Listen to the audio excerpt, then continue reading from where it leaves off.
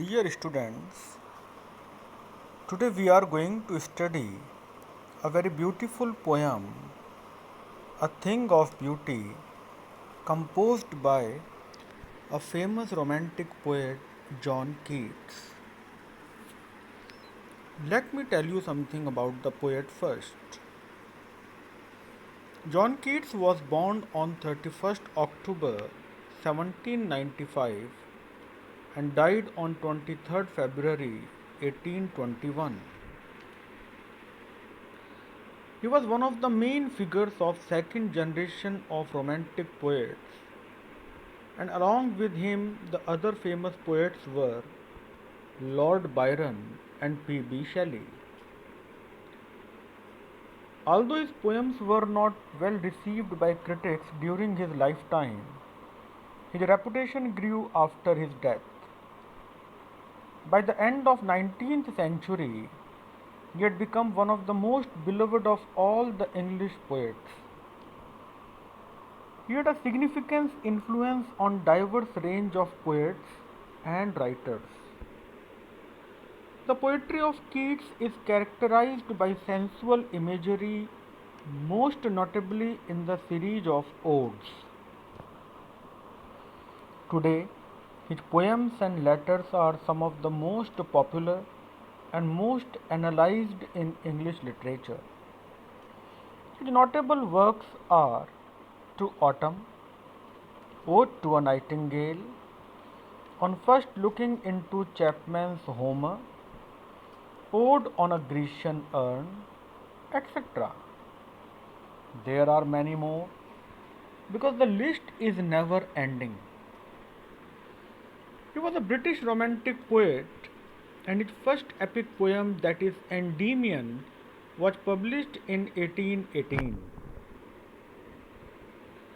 It is a narrative about the relationship between a goddess and her human lover. The poem is based on the Greek myth of Endymion, the shepherd who falls in love with the moon goddess Selene, whom the poet renames Cynthia.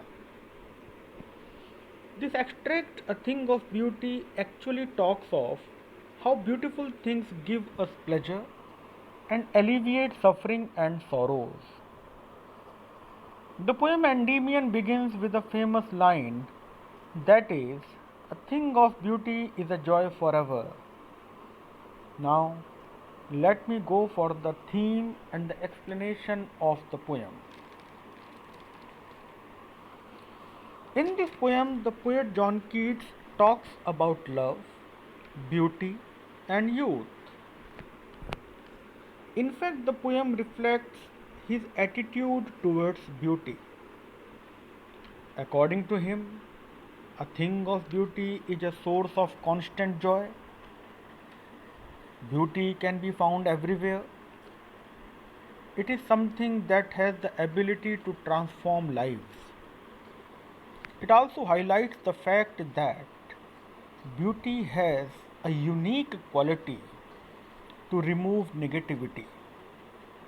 It can be any object, nature, tales, or even noble works of our ancestors.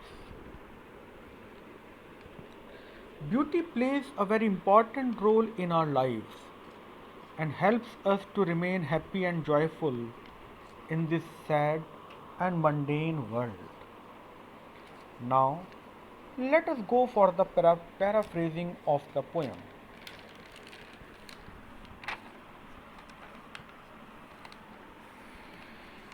The first line of the poem is one of the most quoted lines in the world. It says that a truly beautiful thing always provides happiness.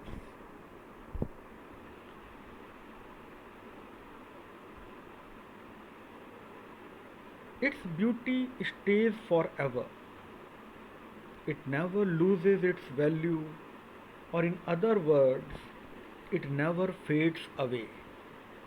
Rather, it increases with the passage of time. The perception of the poet regarding beauty is that it never goes off with the passing time. For the poet, beauty is like a beautiful shady tree under whose shade all the creatures can sleep peacefully and enjoy good health. In other words, it is the beauty which is a persisting element in nature and which makes human life worth living. According to the poet, the aesthetic perception of anything provides a joyful experience for the rest of our life. This thing can be the moments passed with some near and dear ones, collection of coins, tickets, antique items or stamps, company of some inspirational person, or even martyrdoms of great people for some noble cause. Its pleasure can be compared with that of relax providing slumber, in which there are pleasant dreams only. Its joy is no less than the joy of a healthy existence. It can be as comfort giving and refreshing as a person feels when he has soothing pleasure of easy breathing. These images can be safely understood to give concrete images to the perception and pleasure of beauty.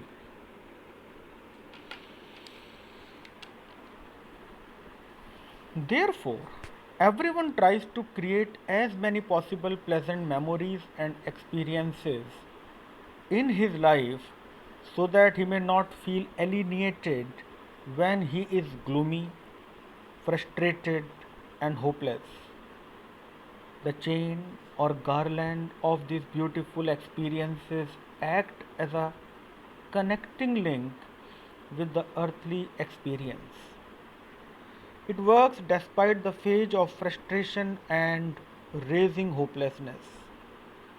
It gives hope when there is irreparable and illogical lack of true pupil and noble values in our life.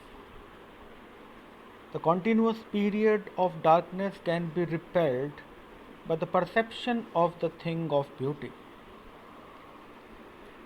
The fret and fever, physical and mental illness, all the burdensome ways of life, and even the sickening social and political evils can be encountered boldly if one has the perception of beauty. The poet tries to say that human beings may be victimized by these ill wills and ugly experiences in their life, willingly or unwillingly. However, there are many things or ways by which these spiteful or unwholesome dark coverings can be easily removed.